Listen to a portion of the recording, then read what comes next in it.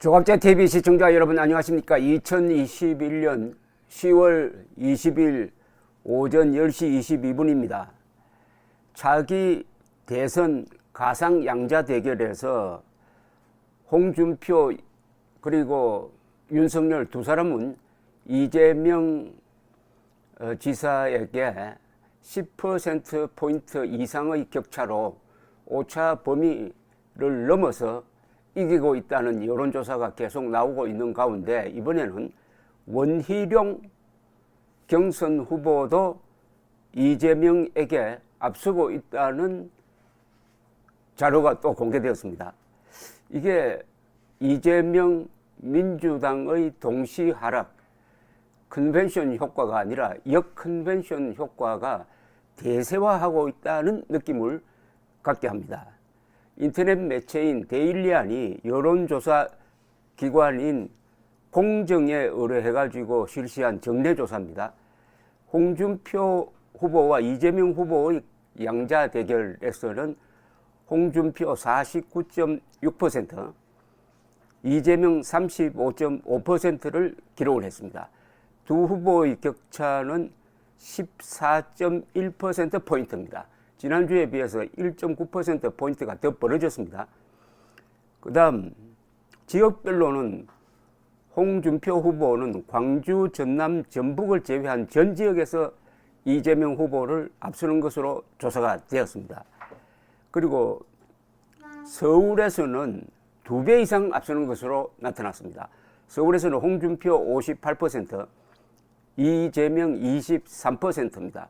놀라운 사실은 경기 인천에서도 홍준표 45%, 이재명 40.2%로 홍준표가 앞섭니다.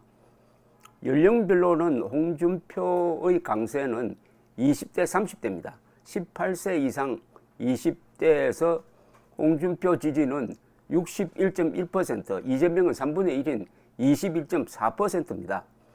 30대에서도 홍준표 51.3, 이재명 37%입니다.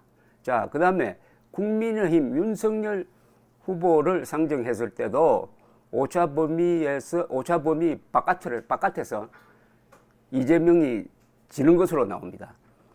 윤석열 48.9%, 이재명 36.1%, 그 차이는 12.7%포인트입니다. 지역별로는 윤 후보는 서울, 대구, 경북, 부산, 울산, 경남에서 크게 앞섰습니다. 서울에서 윤석열 54%, 이재명 25.4%, 대구, 경북에서는 윤석열 58.1%, 이재명 27.4%, 부산, 울산, 경남에서는 윤석열 57.2%, 이재명 29.7% 이렇게 되어 있습니다. 여기서도 경기 인천에서 윤석열이 이재명을 46대 40%로 이기는 것으로 나왔습니다. 다만 광주, 전남, 전북 지역에서만 이재명이 윤석열을 앞섰습니다. 이재명 52.8, 윤석열 28.5. 연령별로는 30대와 40대에서 이재명 후보가 근소하게 윤석열을 앞섰고 18세 이상 20대, 50대, 60세 이상 다른 연령층에서는 윤석열 후보가 앞서는 것으로 집계되었습니다. 그 다음에 흥미로운 것은 이겁니다. 바로 원희룡 이재명 가상 대결입니다. 원희룡 39.9%, 이재명 38.8%, 그 차이는 1.1%포인트입니다. 물론 오차범위 3.1% 안에 들어가니까 초접전으로 봐야 되겠죠. 그러나 어쨌든 수치로서 원희룡까지도 이재명을 앞서는 것으로 나온 최초의 조사입니다. 지역별로는 원희룡이 서울에서 크게 이기는 걸로 나옵니다. 원희룡 48.1, 이재명 28.8. 이 서울 민심이 아주 이재명에 대해서 아주 불리하게 돌아갑니다. 그 다음에 대구 경북에서도 원희룡 44.2, 이재명 32.5, 부산, 울산, 경남에서도 원희룡 40.1, 이재명 35.9. 그러면 이재명은 어디서 이기고 있느냐? 대전, 세종, 충남, 충북, 그리고 광주, 전남, 전북, 강원, 제주에서는 이재명이 이기는 걸로 나옵니다. 자, 이재명 후보의 연고지인 경기 인천에서는 원희룡 40.3, 이재명 40.6으로 뭐 거의 같다고 봐야 됩니다. 인천, 경기, 특히 경기에서 이재명이 생각보다 저조하다는 게 최근 특징입니다. 이건 대장동 게이트의 영향으로 보입니다. 그 다음에 국민의힘 유승민 후보를 상정했을 경우에, 즉 이재명 대 유승민 이렇게 붙이니까 이재명 37.9, 유승민 34.2, 그 차이는 3.7%포인트인데 뭐 근소하게 유승민 후보가 지고 있는, 그러나 전체적으로 보면은 유승민만 빼고는 다 세 후보가 이재명에게 가상대결에서 앞서고 있는 이런 결과를 보여주고 있습니다. 이재명 쪽에서 요새 여론조사가 나올 때마다 깜짝깜짝 놀라지 않을까 하는 생각이 듭니다.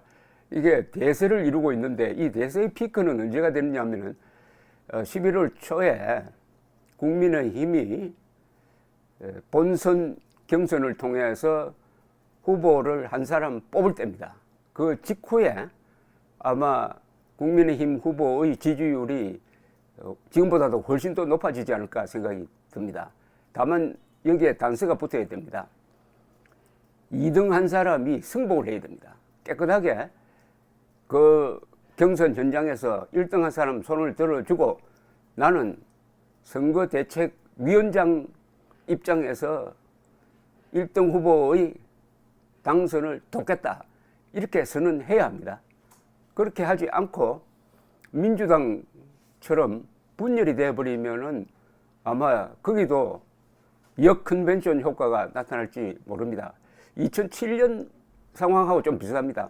2007년에 여름에 이명박, 박근혜 두 사람이 치열하게 싸웠습니다.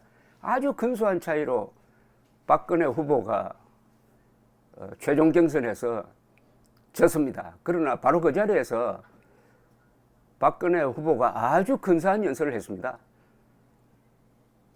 그 직후에 실시된 여론조사에서 이명박 후보의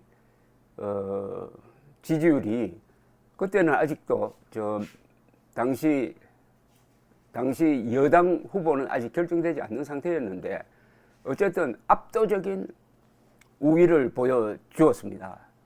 그 추세가 12월 대선까지 바뀌지 않았습니다. 그러나 워낙 이명박이 앞서가니까 이제 이회창 후보가 다시 등장을 했습니다. 이회창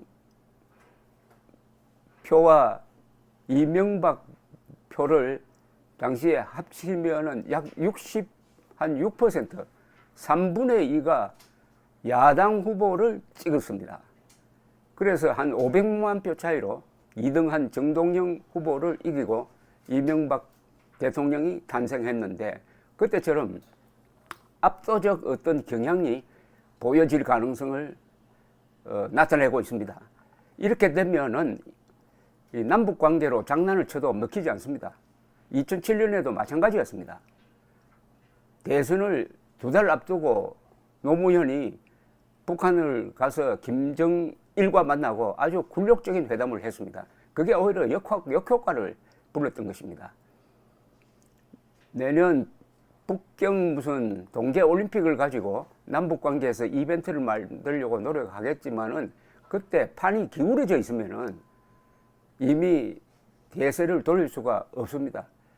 바로 선거 한 달 전밖에 되지 않으니까 저는 효과가 미미할 것으로 보입니다. 물론 거기에 대한 대비는 하고 있어야 되겠죠.